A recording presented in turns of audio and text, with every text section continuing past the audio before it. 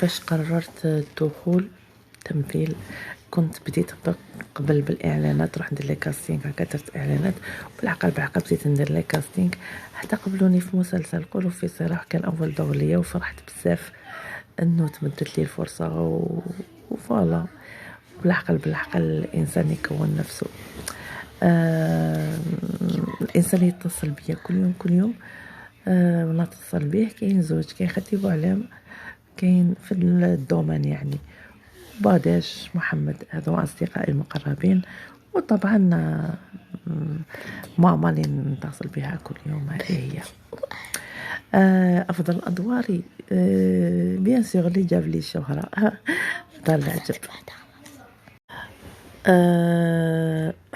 دونك فوالا، قلت لكم المسلسلات اللي تكون مزيج من الدول، تونس، المغرب، ليبيا، مصر، لبنان، هك كيكونوا باش تكون ثقافتنا كاع معروفة بين الدول. هذه هي. وش من أسئلة ثاني سألتوني؟ أفضل هدية طبعا هي أولادي. أفضل هدية هداها لي ربي سبحانه.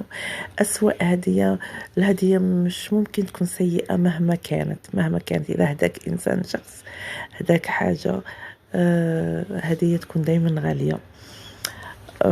فوالا، نورمالمون جاوبت على كامل أسئلتكم. يعطيكم الصحة اللي تبعتوني. وإن شاء الله نتلاقاو في فرص أخرى.